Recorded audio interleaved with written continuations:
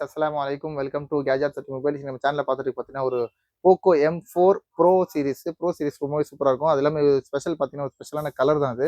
இதில பார்த்தீங்கன்னா, Poco M4 ப்ரோல வந்து 64 மெகா பிக்சல் கேமரா குடுத்துருவாங்க.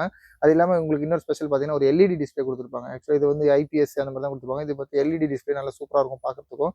ம் இதோட வேரியன்ட் பார்த்தீங்கன்னா, 8 ஜிபி ரேம் 128 ஜிபி இன்பில்டிங் வருங்க. போக்கோ M4 ப்ரோல டீட்டெயில் ஸ்பெக் பார்த்தீங்கன்னா, 8 + 4 ஜிபி 8னா 12 ஜிபி ரேம் கிட்ட வரும். 128 ஜிபி ஸ்டோரேஜ் வரும். பேசிக்கா 8 ஜிபி 128 வரும். பீஸ்லாம் நல்லா கிளீன் கண்டிஷன்ல இருக்கு. ஸ்க்ராட்சோ, டென்ட்டோ இல்லாட்டி மைல்டா பவுச் மார்க்ஸ் அந்த மாதிரி எல்லாம் இருக்கும். எதுவுமே இல்லாம நல்லா கிளீனா இருக்கு. சைடு ஃபிங்கர் பிரிண்ட் இருக்கும். இந்த 8 128னால கொஞ்சம் நல்லா ஃபோன் நல்லா ஸ்பீடா இருக்கும். ஓரளவுக்கு நல்லா யூஸ் பண்றதுக்கு நல்லா இருக்கும்.